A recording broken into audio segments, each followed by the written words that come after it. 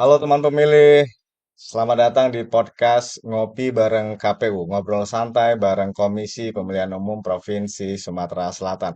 Ruang ngobrol kita untuk bercerita, bertukar gagasan, mencari harapan. Kemudian kita juga ngobrol bareng semua orang, bareng pemilih termasuk penyandang disabilitas.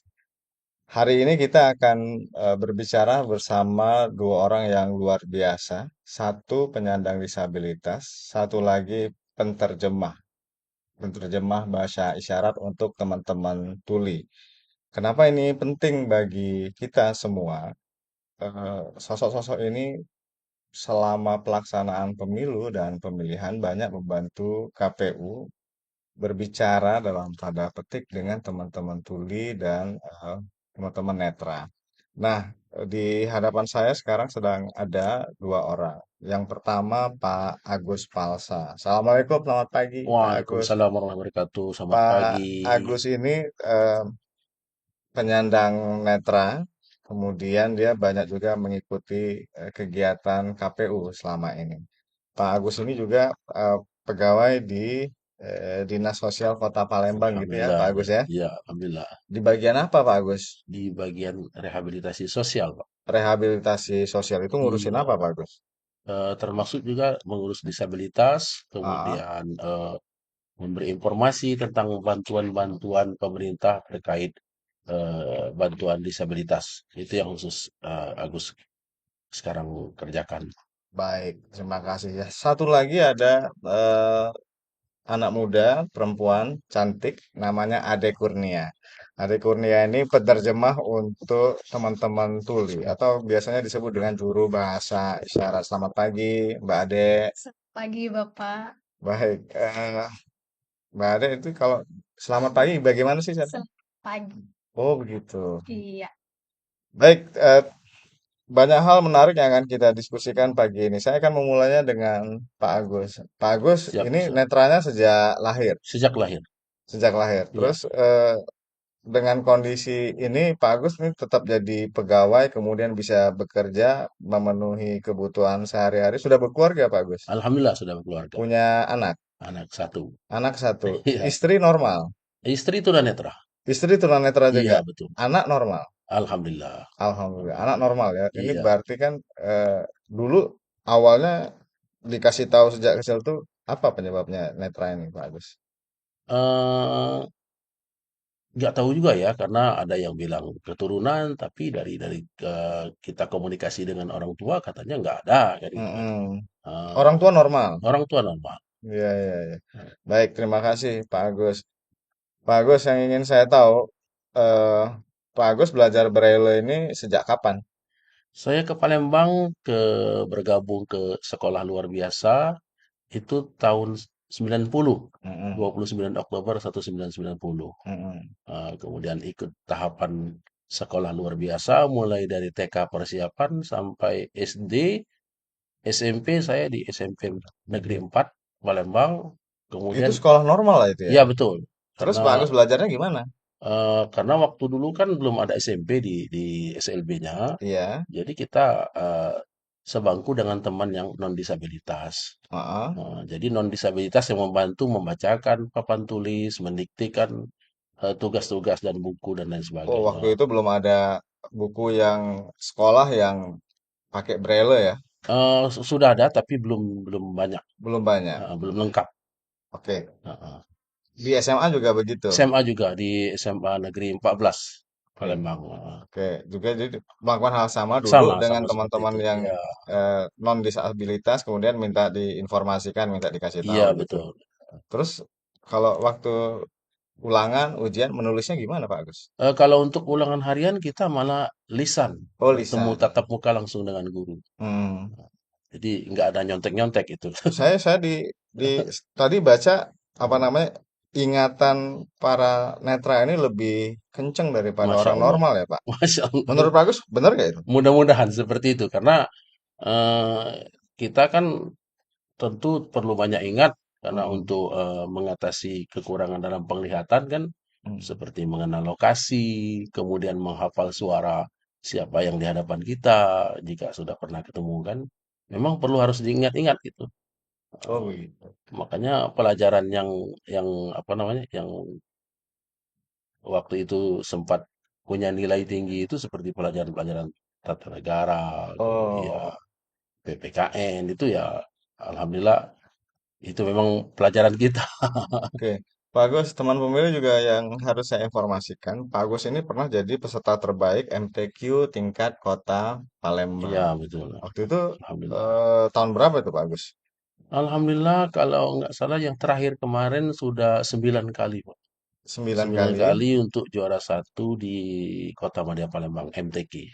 Terus yang tingkat Nah, provinsi untuk tingkat provinsi, untuk sampai ke juara satu belum, baru juara dua. baru juara dua. Makanya belum tembus nasional itu. Terus belajar membaca Al-Qur'annya itu pakai apa? Pakai Al-Quran Braille. Al-Qur'an Braille. Iya, Yang ngajar siapa? yang ngajar guru kita di SLB, di Oh, oke. SLB Sekolah Luar Biasa Bagian Tunanetra. Jadi 30 juz itu Braille semua. Iya, betul. Jadi Pak Agus belajar membacanya di situ ya. Iya, Jadi bukan halangan netra itu untuk alhamdulillah. belajar ya. Bahkan berprestasi Pak Agus ya. Malah spesial, Pak. Ketika mati lampu tetap bisa baca, Pak. Oh iya juga. Jadi yang terang tuh bukan cuma penglihatan tapi hati juga ya. Iya, insya Allah. Luar biasa Pak Agus. Pelajaran pertamanya ya itu netra itu ternyata tidak jadi batasan ya kalau memang kita untuk belajar. Iya, Saya ke Mbak Ade nih, biar di awal perkenalan ini kita juga dapat informasi yang cukup dari Mbak Ade. Mbak Ade belajar belajar apa namanya bahasa isyaratnya gimana caranya? Tapi Mbak Ade normal kan ya, Iya, nggak tuli ya, iya, saya non disabilitas. non disabilitas. Kenapa tertarik untuk belajar bahasa tuli ini? Kalau awalnya dulu itu pernah nonton TV, Pak. Nonton Jadi di TV? berita itu kan ada kolom tuh buat juru Oke, bahasa isyarat. oke. Itu kenapa sih ada orang di situ gerak-gerakin Ah, tangan gitu ah. kan. Tertariklah di situ, tapi nggak tahu mau belajar di mana. Jadi Mm, awalnya ya tertarik hanya ngeliat TV gitu. Kalau belajarnya ya YouTubean karena kenal teman tuli nggak ada, keluarga tuli juga alhamdulillah nggak ada gitu. mm, Tapi mau belajar, pengen punya teman, pengen bisa ngomong, pengen tahu sih pengalaman cerita teman-teman tuli itu gimana. mm. Jadi apa yang tuli itu rasakan, bagaimana mereka hidup Berapa sehari-harinya. lama mempelajari bahasa syarat ini? Kalau untuk YouTubean itu mungkin ada 3 tahun sampai 4 tahunan. Oke, Eh, otodidak berarti. ya, itu otodidaknya. Tapi kalau yang ikut kelasnya Pusbisindo, Kusbisindo itu apa? Pusbisindo itu Pusat Bahasa Isyarat Indonesia. Indonesia. Indonesia. Ya, jadi di situ belajar bahasa isyarat dan guru yang mengajar itu spesialnya tuli langsung, Mbak. Oke. Ya, nah jadi ikut sama Pusbisindo itu di awal 2022 sampai ke pertengahan 2022. Jadi ikut, gabung sama teman-teman tuli, cerita-cerita-cerita, belajar-belajar isyarat, sama mereka bilang lah, oh, Ade kayaknya isyaratnya bagus deh, katanya. Hmm, Jadi pendamping kami, awalnya masih pendamping, belum hmm, dibilang juru bahasa isyarat Iya. langsung nggak. oke. Nah, jadi di situ sih Pak cerita awalnya kalau gimana bisa ke bahasa isyarat. Ada berapa banyak penerjemah bahasa isyarat di Sumatera Selatan ini yang ada tahu? Kalau untuk di Sumatera Selatan ini baru 3 orang, 3 orang. 3 orang. Oh. Dua itu asal Palembang, tapi yang satu itu datangan dari Solo. Datangan dari Iya, Solo. dia pindah ke Palembang karena menikah. Oke. Kebetulan istrinya guru SLB Solo, Palembang. SLB Palembang. Iya, Yang di mana ya itu ya? dia tinggalnya di OI, Pak. Jadi Oh, SLB-nya sebenarnya SLB OI. oke. 3 orang. Berarti selama sudah menguasai bahasa isyarat ini sering diajak ya oleh banyak lembaga untuk menterjemah. Ya, lumayan, Pak. Jadi banyak sih lembaga-lembaga yang mengundang untuk mengisi acara mereka yang mengundang teman-teman Ada disabilitas. komunitasnya di Palembang ini. Kalau komunitas tuli ada, Ada. namanya Gerkatin. Gerkatin. Oke. Untuk orang bisa menghubungi minta bantuan untuk bahas penterjemah ini gimana caranya? Eh, ada yang telepon Telepon langsung, langsung. ada yang lewat Gerkatin gitu, Pak. Mm-mm. Biasanya dua itu sih, Pak. Oke. Langsung ke kita atau lewat Gerkatin. Kebanyakan yang dipakai ini di acara formal ya. Iya, Acara informal belum. Informal ada, Pak. Nggak, maksud saya pernah ada nggak? Ini saya kepikiran terlintas saja. Pernah nggak ada yang nikahan gitu? Dia Eh, pakai penterjemah Kalau gitu. nikahan teman-teman tuli yang nikah dia pakai juru bahasa isyarat. Oke. Ya, jadi Jadi dia beberapa menerjemahkan MC-nya ya? ya, Atau yang MC-nya atau yang apa namanya? Suasana di situ. ya seperti itu. Jadi MC-nya ngomong, Oke. teman-teman tulinya ngelihat kan itu kan secara Ah, visual, mereka ngelihat juru bahasa isyaratnya untuk acara itu. Jadi teman-teman tuli yang diundang itu datang nggak cuman ngelihat aja, tapi mereka tahu isi dari acara itu Baca. apa. oke, baik. Saya akan mulai masuk ke substansi yang ingin kami bahas, Pak. Jadi, Komisi Pemilihan Umum itu sangat concern untuk memastikan seluruh pemilih kita, baik yang warga negara yang normal maupun yang menyandang disabilitas itu bisa terfasilitasi dalam pelaksanaan pemilu, pilkada, dan seterusnya. Pak Agus kan punya banyak pengalaman sudah berinteraksi dengan KPU ya. Ya, betul. Menurut Pak Agus, pemilu ini sudah ramah disabilitas belum, Pak Agus? Eh, saya kan pernah merasakan apa ya, dua generasi pemilu, Mm-mm. dari yang pemilu yang belum ada apa-apanya sampai pemilu yang eh, memberikan akses yang luar biasa bagi disabilitas kan waktu itu Mm-mm. kan. Kalau menurut saya sudah cukup ramah, walaupun memang tentu apa namanya, masih perlu kita Apa perbaiki. yang harus diperbaiki, Eh, Pak Agus? yang perlu diperbaiki itu adalah biasanya kenanya ketika kita pemilihan DPRD, MPR, kemudian DPD, itu kan terlalu banyak Mm-mm. lembar suara-suara, daftar suara kan, kemudian lebar posisi Mm-mm. kertas suaranya kan. Mm-mm. Terkadang teman-teman juga ketika menggunakan apa, kalau kami biasa sebutnya itu mal, ya, alat Template. bantu, ya Oke. template ya, Mm-mm. template itu kan kemampuan dan kelancaran meraba braille itu kan berbeda-beda. Oke. Itu terkadang teman-teman masih kesulitan pada Mm-mm. saat mencari suara yang mau dicoblos gitu. Dicoblos. Pak Agus, teman pemilih kami menyiapkan sebenarnya template yang Pak Agus maksud untuk pemilu yang lalu. Kita akan apa coba minta Pak Agus untuk ini saya belum informasikan ke Pak Agus. Uh, uh, Tapi kita akan minta Pak Agus untuk apa ya membaca Braille ini supaya Pak Agus dia tahu nggak dengan apa namanya surat suara template yang alat bantu yang digunakan KPU dalam proses pemilihan. Pak Agus oke, coba oke. dipegang ini Pak Agus. Ini Pak Agus. Oh, di atas di atas. Di atas. Oke. Oke. Ah, itu surat suara apa Pak Agus? Kebaca. Hmm, ini masih bisa dibaca. Bentar, bentar. Oh, Oh, posisi bukanya kan gini. ya. Gini kan? Ah, ah. Oke. Oh, Bagian oke. ah. Ini kan biasanya kalau yang lebarnya seperti ini, permukaannya seperti ini kan biasanya pilkada gitu kan. Iya. Jadi tidak terlalu banyak Mm-mm. daftar nama calon di sini. Mm-mm. Nah, kalau di sini memungkinkan juga bagi tunanetra untuk mudah membacanya, gitu. Nah, karena tidak Bagian atasnya yang ini Pak. Maaf, ini yang atasnya. eh, Nah, ini ya masih kebaca nggak? masih Ah, itu apa eh, Pak Agus? surat suara yang atas Ah, sekali, surat suara. ah, Kemudian pemilihan bupati dan wali kota. ah. Bupati dan wakil Wakil bupati. Bupati.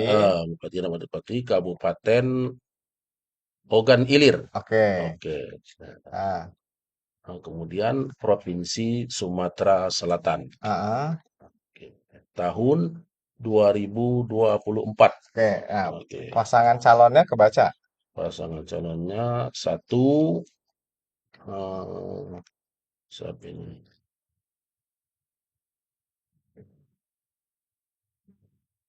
Ini agak apa, double tulisannya, double titik asfata ya. Ah. Oh, agak double ya. Ya, ini yang ini double. Oke. Heeh. Aspata, kemudian bawahnya, siapa ini? Udah hampir terhapus ini, Pak. Dia hampir terhapusnya kenapa? Karena apa? Karena Pentok. tertekan, Ah, bisa jadi kan, oke. atau mungkin kalau ini memang sudah pernah dipakai, Ah.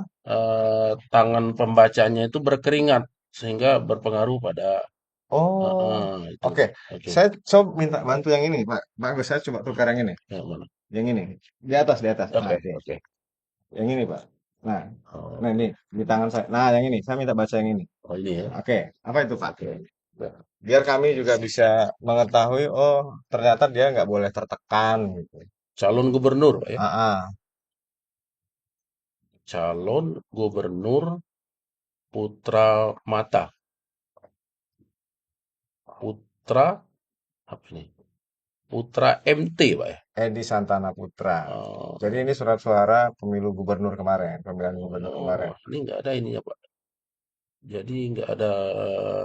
Jadi di sini hanya ditulisnya calon gubernur, Mm-mm. kemudian putra, Oke.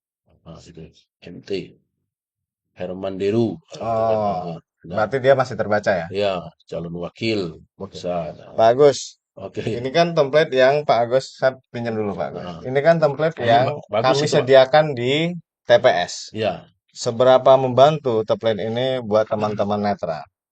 kalau bagi saya sangat membantu. Dan beberapa teman kami kan Mm-mm. ada satu TPU yang juga bergabung dengan non disabilitas yang ada di kawasan Seduduk Mm-mm. Putih. Mm-mm. Kami untuk melakukan pencoblosan suara tidak menggunakan bantuan pendamping. Mm-mm. Jadi pendamping hanya mengantar ke bilik suara saja. Oke. Nah, Jadi itu. selebihnya menggunakan template yang Iya betul, disediakan oleh KPU. dari KPU. Nah, kesulitannya kalau dalam pemilu ya, yang templatenya besar Ya, templatenya besar dan dan banyak banyak. daftar suara. Jadi teman-teman netra harus mencari dulu. Iya betul. Itu butuh waktu berapa lama? Saya sendiri pernah lebih dari 5 menit. Lebih dari 5 menit. Ah, Karena harus, harus mencari kan, harus mencari eh, nomor partai dan lain sebagainya itu kan, oh ya, nama calon gitu kan. oke. Eh, Kalau dari teman-teman Pak Agus cerita ke Pak Agus, semua itu kesulitannya karena kertas suaranya yang begitu besar. ya betul, Jadi sulit untuk mencarinya. sulit untuk mencarinya. Jangankan yang netra, Pak, yang non netra aja kadang-kadang sulit juga kalau sudah terlalu besar. Itu Ya, juga jadi perhatian buat kami untuk di masa yang akan datang. Terakhir untuk di awal ini saya ingin tahu Pak Agus, biar Pak Agus mengerti tentang siapa calon gubernurnya, kemudian siapa calon wakil gubernurnya, apa visi misinya, bagaimana cara teman-teman netra mempelajari karakter dan kemudian memutuskan seorang calon pemimpin, seorang calon anggota DPR kah, gubernur kah, wali kota kah, bagaimana informasi itu didapatkan oleh teman-teman netra? kalau selama ini kan eh, kita sering mendengar lewat media-media elektronik kan, Mm-mm, info tentang kredibilitas daripada calon-calon yang mau kita pilih kan, mm-mm, sehingga kita dapat menentukan. Kemudian terkadang para calon-calon itu ada saja yang berkunjung ke kampung kita, ke kampung mm-mm, tunanetra, mm-mm. eh, menyampaikan visi dan misinya, khususnya terkait tentang disabilitas. Oke. Itu tentu yang menjadi tolak ukur kami disabilitas netra untuk menentukan pilihan kan. Kemudian kalau untuk perkenalan-perkenalan atau mengenai sosialisasi posisi kertas suara dan lain sebagainya, KPU juga sering mengundang kita gitu kan, Oke. eh, untuk simulasi-simulasi gitu. Berapa banyak penyandang netra di Sumatera Selatan nih Pak Gus? Ada datanya nggak? Kalau di Sumatera Selatan, terakhir kita dapat informasi dari Pertuni kan komunitas Pertuni gitu ya, Mm-mm, Persatuan Tunanetra Indonesia, mm-mm. sekitar 3.300 lebih. 3.300 Iya, lebih. Yang terdata ya. yang terdata, betul. Bisa jadi yang nggak terdata lebih dari itu Wah, ya. bisa jadi ya. Itu se-Sumatera Selatan Iya, Pak. Sumatera Paling Selatan. banyak ada di mana? Paling banyak di Kota Palembang. Paling banyak di Kota Kota Palembang. Palembang. Baik. Saya ingin beralih ke Ade nih. Dek, tadi pertanyaan yang sama sih sebenarnya dengan Pak Agus ya. Bagaimana cara teman-teman tuli mendapatkan informasi? tentang pemilu, tentang pemilihan, tentang calon gubernur, calon legislatif, dan bagaimana mereka bisa terlibat dalam berinteraksi, maksud saya berinteraksi dengan proses pemilu ini. Jadi informasi yang awalnya itu sama seperti Pak Agus bilang Mm-mm. dari media sosial. Jadi untuk informasi selanjutnya Bagaimana mereka melihat media sosial? Kan media sosial kan harus mendengar gitu. dari media sosial kan ada yang mencantumkan caption gitu Pak. Ah, Caption. oke, Ada juga dia yang caption. pakai kata-kata, Oke, tulisan berjalan ah, gitu kan. ah, Jadi mereka tahu informasi-informasi. Hanya saja informasi yang mereka dapat itu kadang terpotong, tidak ah, lengkap. oke. Jadi biasanya teman-teman tuli itu nanti bertanya lagi sama kami juru bahasa isyarat. Mm, Mereka kirim nanti video yang mereka lihat, mereka tanya mm, ini maksudnya apa. Sama mm, juga dari sosialisasi dari KPU yang mengundang teman-teman disabilitas terkait pemilihan, terus tentang kertas suara, mm, TPS, dan lain-lain sebagainya. Seperti mungkin di tahun kemarin ada sosialisasi yang mengundang teman-teman Ya, betul. disabilitas, semua mm. disabilitas diundang. Dari situ mereka paham informasi-informasi yang mereka butuhkan.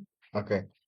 Eh, Selama bergaul dengan teman-teman tuli, berinteraksi dengan teman-teman tuli, menurut Ade seberapa besar hasrat ingin tahu teman-teman tuli terhadap proses pemilu ini? Jadi kalau teman-teman tuli itu, kalau yang saya pribadi lihat, Iya. itu teman-teman tuli itu sangat besar keinginannya untuk tahu. Jadi rasa penasaran, mau tahu kegiatan proses pemilihan tuh gimana, Mm-mm. terus apa sih kan banyak tuh kata-kata yang dipakai itu kan yang tidak umum, Pak. Iya. Jadi kata-kata yang jarang mereka lihat, jarang Mm. mereka baca. Mm. Jadi nanti mereka tanya nih, ini kalau mau tahu maksudnya apa sih, arti kata ini tuh apa? Jadi nanti juru bahasa isyarat mencari tahu nih artinya. Jadi kami juru bahasa isyarat akan mencari bahasa yang paling mudah, yang paling simple, yang teman-teman tuli bisa pahami. Nah, itu bisa lewat KBBI, ada juga nanti kami baca-baca dulu lagi, atau misalnya kami punya kenal dari teman-teman KPU, nanti kami langsung tanyakan sama teman-teman KPU, ini maksudnya apa? Sebab kami mau menjelaskan sama teman-teman tuli. Seperti itu. Oke. Teman pemilih, salah satu prinsip dalam penyelenggaraan pemilu itu ada yang kami sebut dengan aksesibilitas. Yaitu jadi memastikan semua orang bisa mengakses semua proses penyelenggaraan pemilihan umum, bisa mengakses informasi, bisa mengakses tata cara, kemudian mengetahui semua yang dibutuhkan dalam rangka proses pemilihan. Nah, Mbak Ade, karena fungsi aksesibilitas ini kami buka dengan lebar di KPU, beberapa kali yang saya tahu Mbak Ade kan terlibat nih di acara-acara KPU. Katakanlah misalnya debat kemarin tuh ya. Nah, itu teman-teman tuli mengikuti itu, proses itu. Iya, sama mengikuti. Jadi teman-teman tuli itu sangat kayak euforia itu loh, Pak. Jadi senang Mhm, karena debat yang dilakukan tahun ini itu mhm, menyediakan juru bahasa isyarat. Dan mhm. hampir di semua kegiatan debat itu juru bahasa isyaratnya tampil. Oke. Nah, setiap debat itu kan dilakukan secara langsung. Mhm, Nah, teman-teman tuli itu langsung nanti lihat lewat handphone, itu ada yang ngelihat TV kalau disiarkan langsung di TV. mhm, Jadi mereka langsung nonton, jadi cari-cari, linknya mana mana kirim kirim kirim. mhm. Jadi sangat excited dengan debat kemarin. Enggak, maksud saya kalau berapa banyak sih, saya pengen tahu dulu, berapa banyak sih teman-teman tuli yang ada di Sumatera Selatan ini dengan komunitasnya itu? Jadi informasi yang saya dapatkan kemarin dari Gerkatin, untuk teman-teman tuli Sumatera Selatan ini ada 300 orang lebih. 300 orang lebih Itu yang terdata. yang terdata, oke. Yang tidak terdata, mungkin teman-teman tuli yang lain-lain nggak mau masuk Gerkatin atau mungkin belum tahu Gerkatin, Mhm, nah itu masih banyak juga. oke. eh yang menarik juga saya juga pengen tahu. Saya tadi lihat Pak Agus pegang handphone ya Pak Agus. Ya, betul. Pak Agus main media sosial juga. Ya, betul. Gimana cara ngelihatnya? Saya harus nanya nih Pak Agus, minta maaf nih. Gimana Nggak cara apa-apa. cara mainnya? Eh, kita ada audionya. Jadi Aha. semua yang tampilan di layar itu diaudiokan oleh ada yang kita sebut dengan touchscreen Heeh, atau talkback gitu. heeh, Jadi di handphone sekarang kan yang Android heeh, itu semua sudah ada fitur aksesibilitas. heeh. Jadi di situ bisa dibuka, nanti diaktifkan. Tapi Bagus, kalau bisa sambil dikeluarkan nggak oke, handphonenya Pak Agus? boleh. Saya jadi penasaran, semua orang Oh, juga jadi penasaran. Gimana caranya Pak Agus nih bikin status-status WA juga Pak Agus ini? iya, bikin. Caranya gimana Pak Agus? Bisa, Nah, nggak apa-apa nanti Pak Agus gunakan aja nanti kami yang sorot. Gimana caranya? nah, gini. Ini Oke. kan posisi layar kan masih terkunci. Iya, Tapi kecerahannya ini nggak apa-apa ya. nggak apa-apa Pak. Oke, kita Saya buka. pengen tahu aja. Heeh. Nah, Terus Bapak nyari WA-nya gimana? ini Pak ya. Oh Oke, iya. Bapak punya WA aja. Punya Instagram punya? punya punya Saya coba Instagram. buka Instagramnya Pak. Instagram, oke. Asik juga Pak Agus ini. Ada Instagram ada. Instagramnya. Bentar.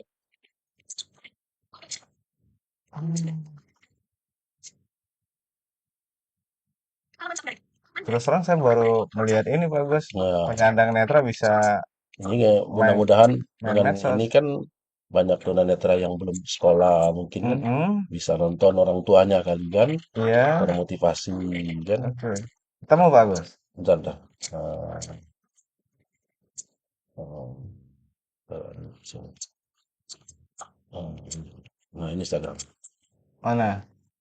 Iya. Ya, Jadi Pak Agus buat status Instagram, follow juga, kemudian punya pengikut banyak Pak Agus. Ya, oke. Sekarang mungkin yang paling sekitar diikuti Pak Agus di Instagram apa misalnya? eh kadang-kadang di Instagram pemerintah, Heeh. kota, kemudian Berarti yang berinteraksi. Pak Agus dengar itu audio. Ya audio. Tapi kalau gambarnya nggak melihat. Enggak. Nggak, ini teman pemilih menjadi penting buat kita ketahui bersama dan buat kami juga. Jadi kami menyadari ternyata teman-teman tuli, teman-teman netra juga harus kita edukasi dengan baik lewat konten-konten. Kalau kita pikir teman-teman netra dan tuli ini nggak bisa main media sosial, di depan saya Pak Agus main media sosial. Berarti kan dia ngikutin gitu semua proses ini. Bagi para politisi, calon legislatif, calon kepala Ya, daerah, jangan pernah mengesampingkan para disabilitas ini karena mereka ngikutin loh ternyata. Iya Pak Agus. Jadi ya semua betul. informasi ini Pak Agus ikuti dari Ya, media sosial dari juga. media sosial. Ya. Informasi mau debat, informasi lokasi kampanye, kita juga bisa di sini. Oke. Ada Semuanya lewat media sosial ini. sosial. Berarti kalau mau nulis-nulis komen bisa juga Pak Agus ini. Bisa berkomen. Saya Oh. kan juga sering nonton YouTube-nya KPU kan. Mm-mm. Kemarin kan flashback ketika mengingat-ingat kegiatan apa yang pernah Mm-mm. kita ikuti Mm-mm. di KPU. Mm-mm. Saya kan juga sudah lupa karena sudah lama ya. Mm-mm. Kita buka YouTube. Oh, rupanya saya pernah berkunjung ke Rumah Pintar Sriwijaya gitu kan. Itu kan semua ada di YouTube-nya. Oke. Oke. Nah, Mbak Ade, kalau teman-teman tuli main media sosial juga? Ya, teman-teman tuli punya media sosial. Jadi Oke. semua dari Facebook, Instagram. Oke, beda dengan netra kan mereka bisa melihat ya, cuman nggak bisa mendengar. Jadi mereka tadi membaca membaca caption itu ya, Ya, dia lewat kata-kata. lewat Makanya kan kata-kata. kalau kalau sekarang kan konten-konten kreator gitu kan sudah Heeh, buat video itu heeh. disertai sama teks berjalan. Itu jalannya. Oke, Jadi itu running sekarang text sudah maksudnya. ya. Jadi itu sudah memudahkan teman-teman tuli untuk bermedia sosial. Oke, dari situ kami jadi pengen tahu lebih jauh ini.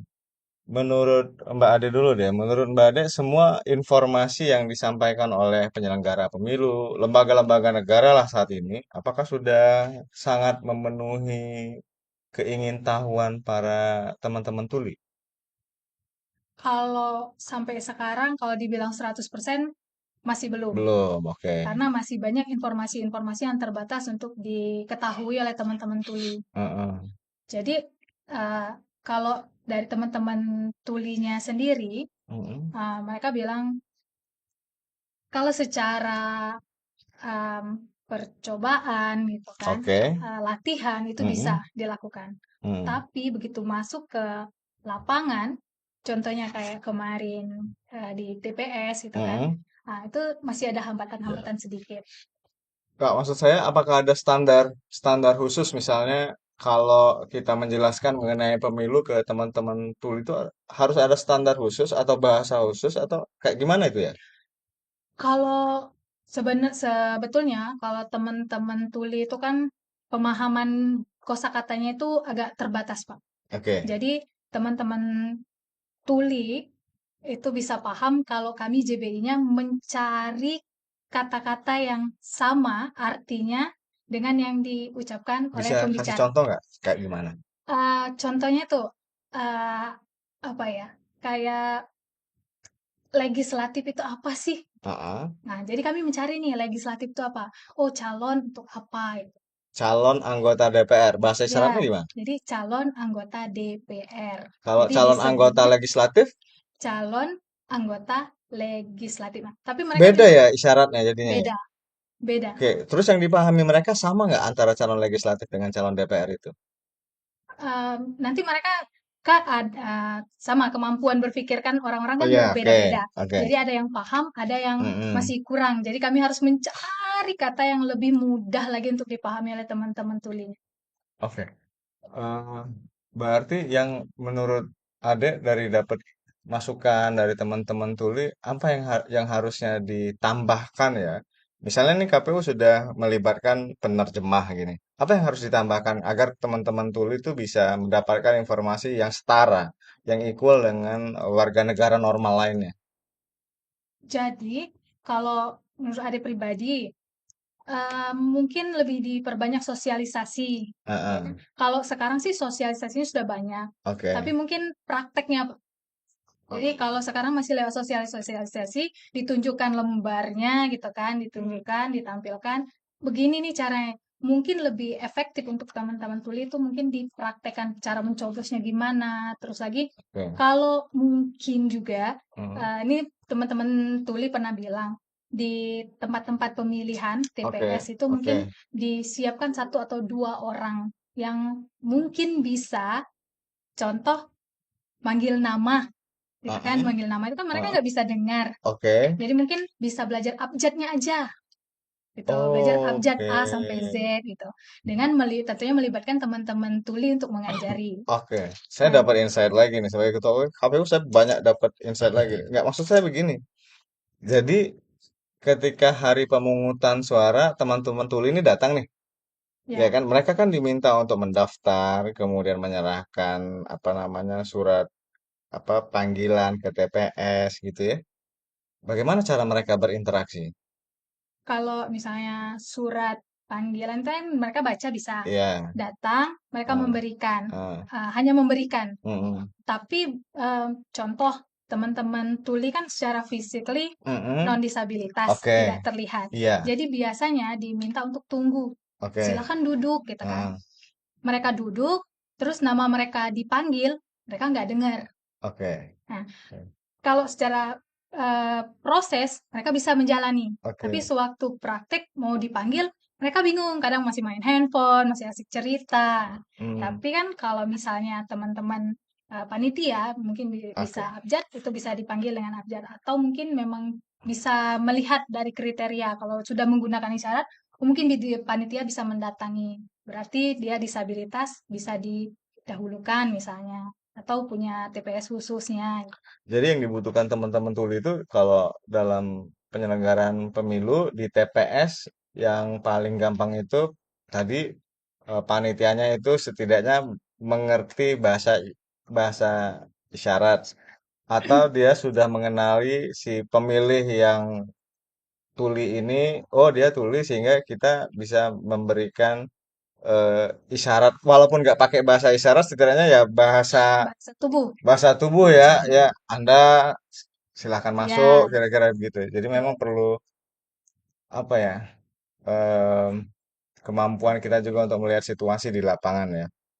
Baik, kalau teman-teman netra Pak Agus kan kalau di KPU Pak Agus yang kami paham, kami sudah berusaha untuk pintunya lebar untuk teman-teman disabilitas ini Iya, kalau netra dia bisa masuk. iya betul. Kemudian kami sangat berupaya misalnya TPS-nya itu tanahnya datar sehingga ini apa namanya Pak Agus nih?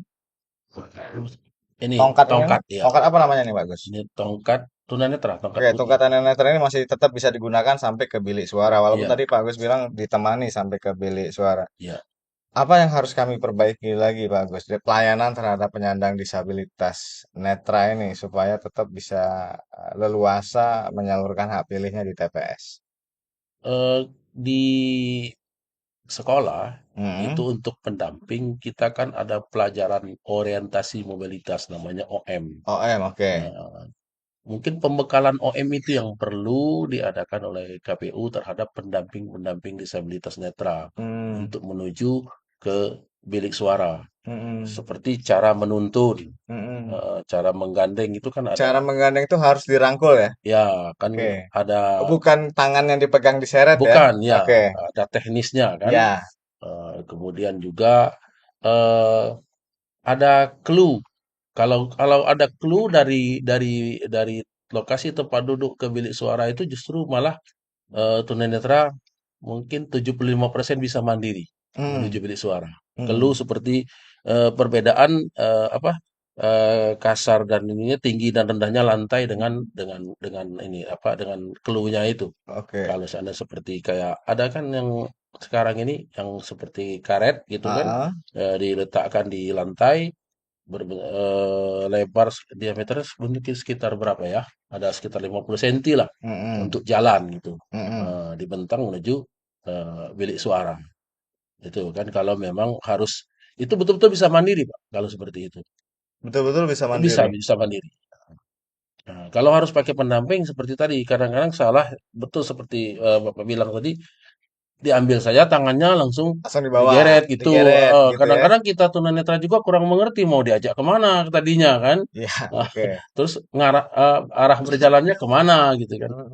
Nah, kalau pakai teknis orientasi mobilitas tadi, kita sudah paham, khususnya yang sudah sekolah itu semuanya ada pembekalan itu. Oke. Nah, Nah, Pak Agus, yang dibutuhkan tadi berarti orientasi tadi ya, ya betul. orientasi. Kalau dari eh, lebar kertas suara tadi sudah Pak Agus jelaskan. Kemudian yang ingin saya tahu, Pak Agus, eh, dalam pelaksanaan pemilunya kami sudah berusaha melayani apa namanya disabilitas. Tapi dalam pelaksanaan kampanye, Pak Agus merasa teman-teman netra itu sudah terfasilitasi belum ketika kampanye? Misalnya, ya tadi debat, kemudian kampanye terbuka, misalnya sosialisasi yang dilakukan oleh calon. Ini disabilitas netra sudah merasa terfasilitasi, kemudian dapat informasi lah terkait dengan pelaksanaan pemilu itu enggak? Kalau kalau untuk kampanye masih kurang kami katakan ya, karena Kurangnya begini, apa? eh, terkadang kami tidak diundang untuk hadir-hadir di kampanye-kampanye itu oleh oleh juru kampanye kan. Mm-mm. Kemudian seperti debat-debat kemarin, saya saja baru satu kali itu hadir Mm-mm. selama saya mengikuti pemilu kan. Mm-mm. Ketika debat gubernur kalau tidak salah waktu itu kan. Nah, Mm-mm. itu hadir ya. Sebelumnya kita nggak pernah ada yang hadir, perwakilan yang hadir kan. Mm-mm. Jadi ya kita tunanetra ini terpaksa jemput bola mencari informasi pemberitaan tentang kampanye itu lewat media elektronik tadi.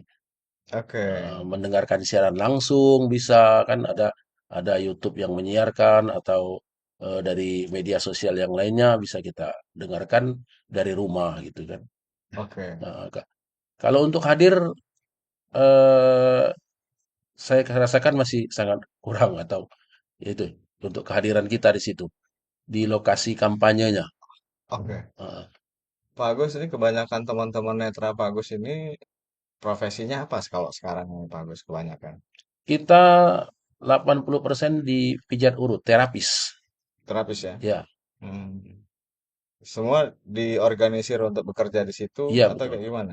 Eh, ada yang terorganisir melalui organisasi pertuni, ada Mm-mm. yang buka sendiri, ya, Belajarnya mandiri. dari siapa belajarnya? Belajarnya ketika kita masih sekolah di sekolah formal dan informal ada di SLB. Oke. Nah, Heeh. yang saya ingin tahu Pak Agus ini kan agak berbeda sendiri dari teman-teman yang lain nih. Pak Agus P3K ya Iya Pak Agus betul. ini Heeh. di Dinas Sosial Kota Palembang. Coba diulang bagus, tugas sehari-hari Bapak apa? Tugas sehari-hari di kantor itu mendata atau menerima informasi tentang disabilitas, Mm-mm. memberikan informasi tentang bantuan-bantuan yang bisa diterima oleh penerima manfaat disabilitas, itu yang Mm-mm. tugas kita sehari-hari Oh gitu. Jadi menginformasikan ke ke sesama teman-teman. Iya, teman-teman betul, netra ya. netral. Oke. Saya ingin ke Adek. Adek pertanyaan yang sama. Jadi kalau teman-teman tuli tadi di TPS itu dia butuh setidaknya petugas yang mengerti bahasa isyarat. Nah, dalam pelaksanaan pemilu 2024 kemarin maupun pemilihan gubernur 2024 kemarin yang belum dilakukan oleh KPU itu yang harus saya tanya. Yang belum dilakukan oleh KPU dan mempermudah teman-teman tuli, kira-kira apa? Ah, kalau yang paling mudahnya aja, Pak. Hmm. Mungkin kalau bahasa isyarat terlalu sulit belajar, Hmm. bisa menyiapkan layar monitor. Oke. Misalnya namanya dipanggil itu muncul di monitor. Ya, Jadi Oke. itu yang paling mudah sekali. Oke. Sama yang seperti yang sebelumnya saya bilang, mungkin sosialisasinya disertakan dengan praktek langsung. Bagaimana Oke. proses mencoblosnya di Oke. di bilik suara itu gimana. Mm-mm. Karena banyak teman-teman tuli itu sama, kebingungannya tadi itu.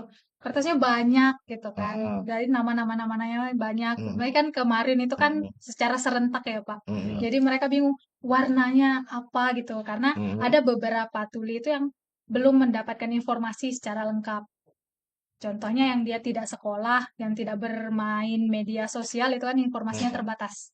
Ya, tapi kalau misalnya ada praktek, mungkin teman-teman dari organisasinya Mm-mm. langsung bisa Oke. mencoba praktek. Mungkin bisa dengan diberikan contoh kertas suaranya. Oke. Sekarang teman-teman tuli ini kebanyakan profesinya apa? Yang sudah dewasa gitu. Profesinya apa? Kalau sekarang yang paling banyak itu ojol, Pak.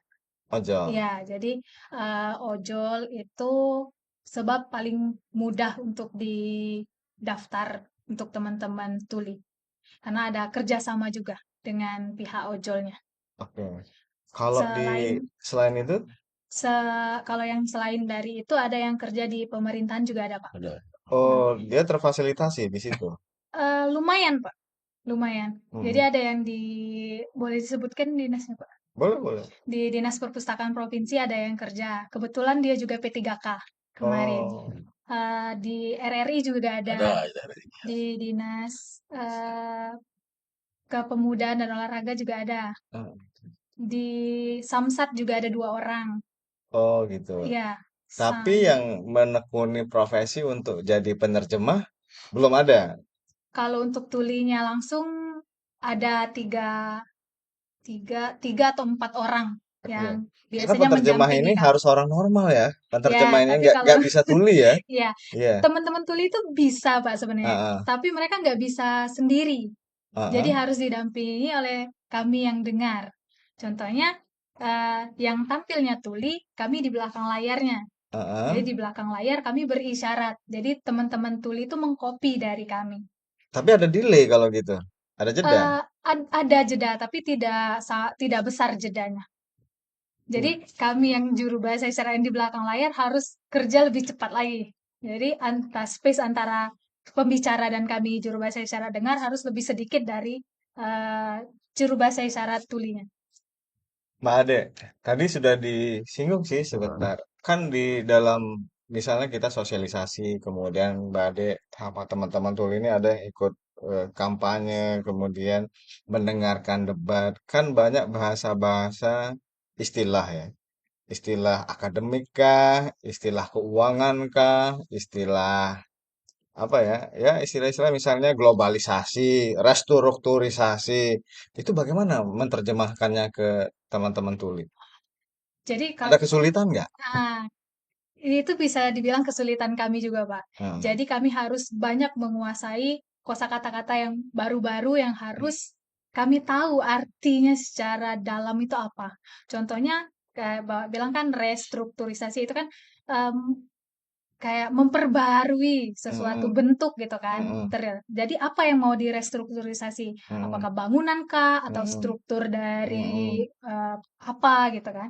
Nah, Oke. misalnya globalisasi, berarti kami harus secara mendunia gitu kan. Nah, Mm-mm. kami harus mencari kata yang sama artinya, tapi dengan kata yang paling mudah mereka pahami.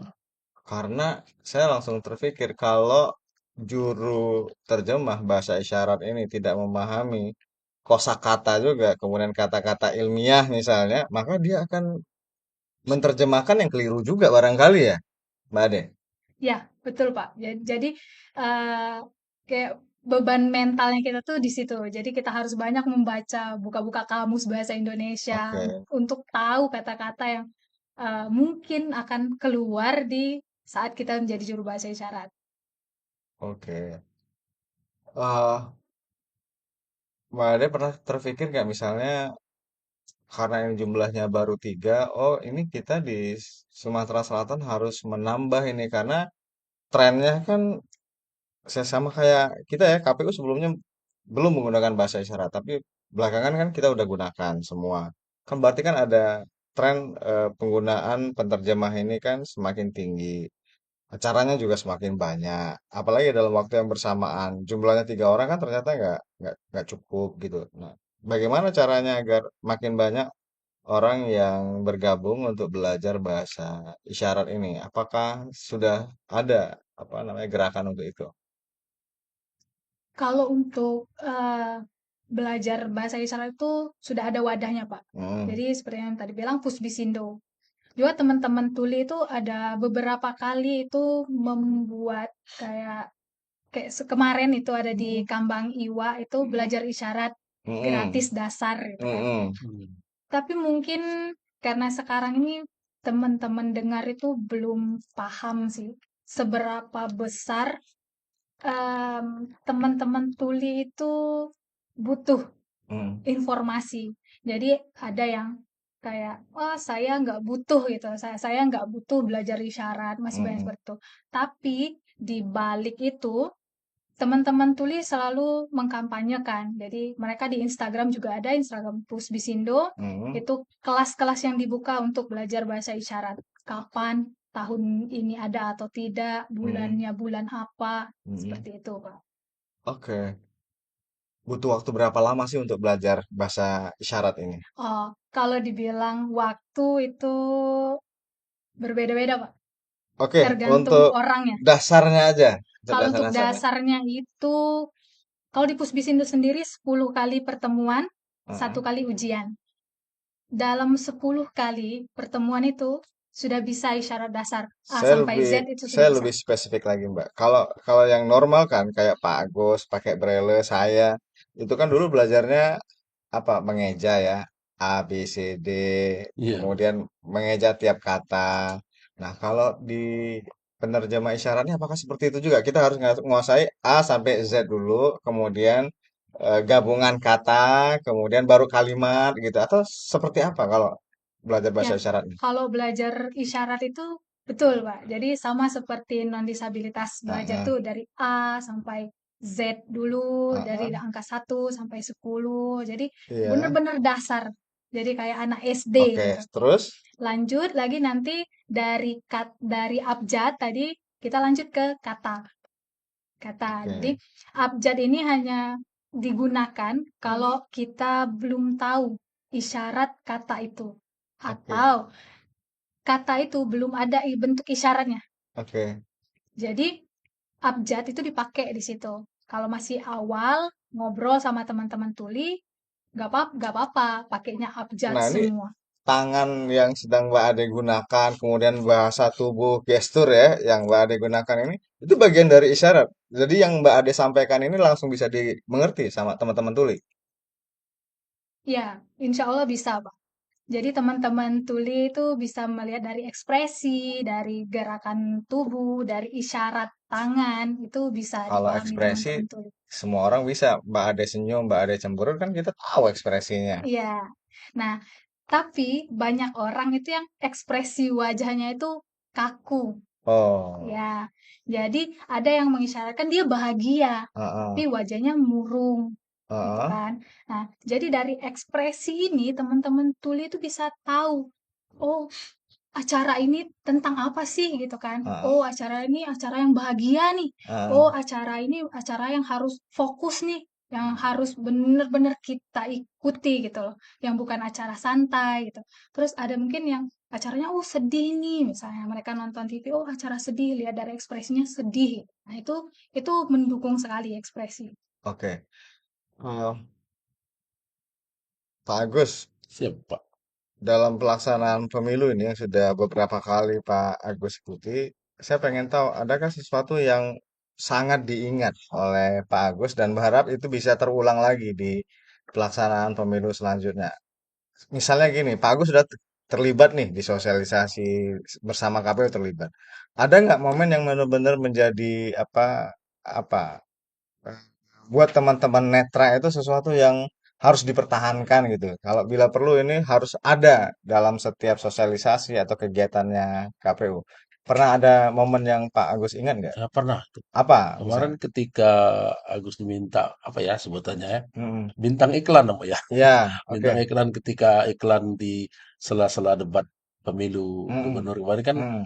alhamdulillah KPU minta Agus yang Hmm. di situ kan. Hmm. Jadi teman-teman banyak bertanya bagaimana jalurnya bisa ke sana kan, Oke. ingin juga seperti itu katanya. Dilibatkan maksudnya. Dilibatkan Iya. seperti itu kan, karena ini kan bukan hanya teman tunanetra yang termotivasi, tapi Hmm. orang tua dari tunanetra itu sendiri, apalagi kalau anaknya yang belum belum sekolah atau belum sampai sekarang masih menurut mereka eh, tidak dilepas ya, Hmm. sayang sehingga tidak diberikan kesempatan untuk mengenyam pendidikan karena ada di TV melihat kita kan.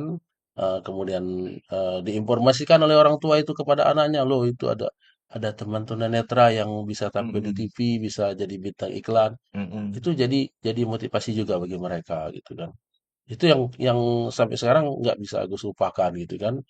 Dan diminta kepada KPU kalau memang eh, iklan-iklan itu masih ada lebih kepada disabilitas untuk tunanetra diajak lagi gitu kan. Oke, baik. Dilibat lagi. Kalau Mbak Ade kan juga sudah terlibat ya bersama KPU gitu ya. Dari pengalaman pemilu yang lalu, apa yang harus kita pertahankan untuk teman-teman tuli? Atau bahkan bisa kita kembangkan untuk teman-teman tuli supaya partisipasi teman-teman tuli, ya termasuk semua yang disabilitas ini bisa terwadahi dalam pemilu. Kalau secara yang kemarin Mm-mm. dilihat itu tentu saja penerjemah isyaratnya. Jadi Terjemah. berbahasa Oke. isyarat itu kalau bisa dipertahankan. Karena Mm. itu sangat membantu dan mendukung teman-teman tuli untuk paham Mm-mm. isi dari acara tersebut gitu kan.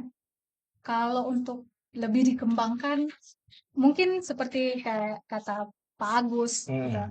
Mungkin selain teman-teman netra, teman-teman tuli bisa diajak untuk jadi Ya, betul. talentnya juga. Sama, bisa Oke. menginspirasi, jadi menginspirasi teman-teman tuli yang masih muda-muda itu bisa untuk lebih giat lagi, lebih maju lagi. Lalu mungkin adanya pelatihan-pelatihan juga sih Pak, Ya, kalau terkait pelatihan kan bahasa itu, isyarat. ya pelatihan bahasa isyarat itu secara general ya. Tapi spesifik dalam konteks pemilu berarti bahasa penterjemah itu harus selalu ada di setiap proses sosialisasi dan edukasi yang Ya. dilakukan oleh KPU Ya. ya. Nah, seberapa seberapa besar dampaknya itu untuk teman-teman tuli? Oh, sangat besar Pak. Karena di pemilu tahun 2024 kemarin, Mm-mm.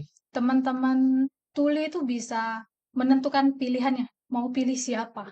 Oke. Ya, karena mereka tahu visi dan misi dari calon-calon yang mencalonkan diri.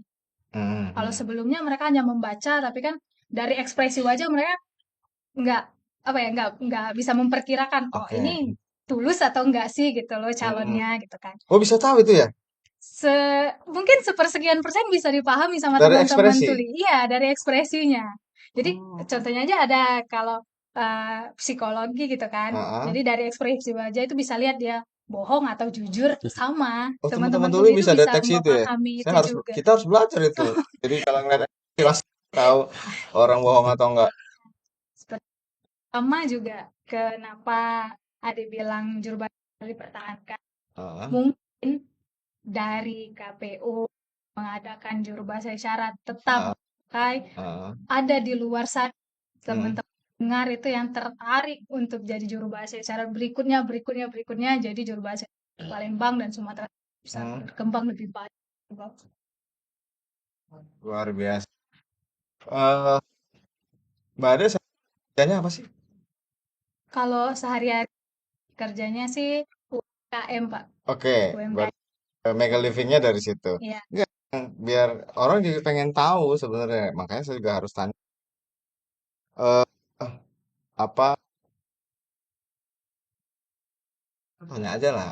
Oh, honornya juru bahasa ini menurut Ade lumayan untuk kalau hari. bilang untuk honornya lumayan. Enggak, ini kan disukan juga ya. Orang yang ingin menekuni ya bahasa isyarat sebenarnya. Iya, betul. Jadi kalau orang biasa lihat, oh syarat itu berapa. Tapi kalau teman-teman juru bahasa isyarat tuh tahu gitu kan. Sekarang kalau dulu juru Ah, bahasa isyarat dipakai emang masih sedikit, Pak. oke, Sekarang kan juru bahasa itu acara-acara kan sudah diundang oleh ya, oke. lembaga Hmm, kayak si hmm, hmm, pemerintah sudah banyak. Walaupun dibayar orang pikir sedikit gitu kan. hmm. Tapi dengan banyaknya ya bisa lah itu kan Kali untuk banyak lah ya. Oke, untuk 1 hari 2 hari gitu. oke, oke. Nggak, berarti kan, tapi kalau diseriusi, ditekuni, digeluti, kalau kayak ada kan ada 3 orang, berarti kan peluangnya besar nih. Tinggal bagaimana kita mengedukasi setiap badan, setiap lembaga akan penerjemah bahasa isyarat untuk teman-teman tuli. Kira-kira itu Iya, termasuk konferensi itu di Polrestabes kan menggunakan bahasa isyarat juga ya. ya. Ingin eh apa tanyakan ini ke Pak Agus dan Mbak Ade nih, kira-kira harapannya dari misalnya acara-acara seperti ini Pak, buat teman-teman disabilitas netra dan tuli apa kira-kira Pak Agus? Eh, untuk acara-acara seperti ini, momen-momen tentang pemahaman tentang pemilu, kemudian memotivasi lebih banyak lagi pemilih dari tunanetra khususnya ya dari Hmm, disabilitas netra.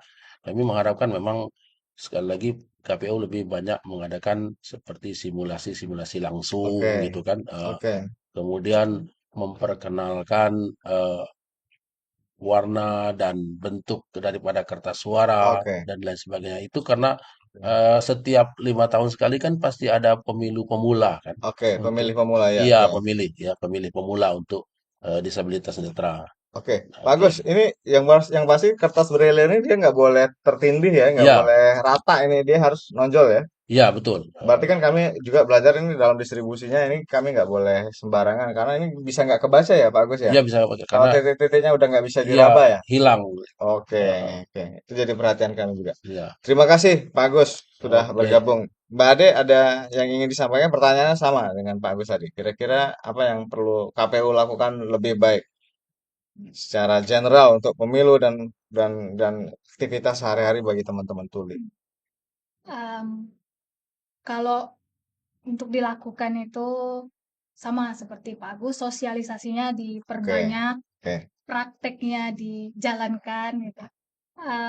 Sama mungkin lewat Hmm, media sosialnya itu lebih digembor-gemborkan, Pak. mm-mm. Jadi lebih diviralkan lagi gitu.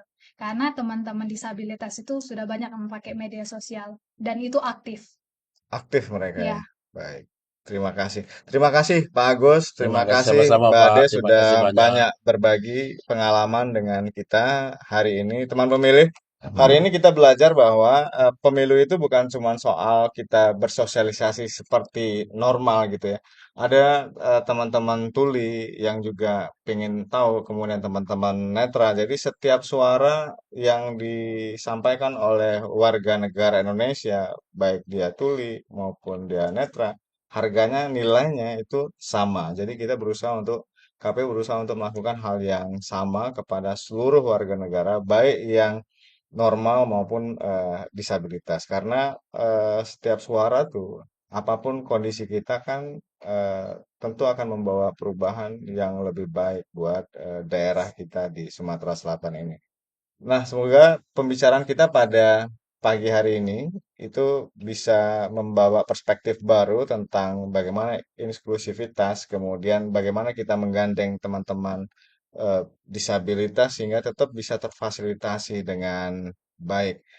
Saling kita merawat, kemudian saling kita memberi, kemudian saling mengajak, mendorong keterlibatan para pihak itu menjadi penting buat kita semua.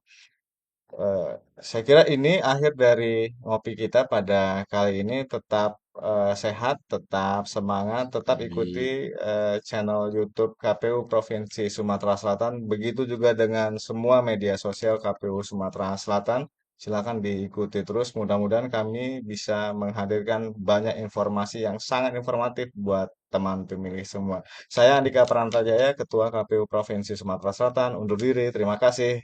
Assalamualaikum warahmatullahi wabarakatuh. Wah, Bentuknya begini. Cuma oke. yang jadi masalah benar tadi kata Pak Arif, kalau dia ukurannya besar dan dia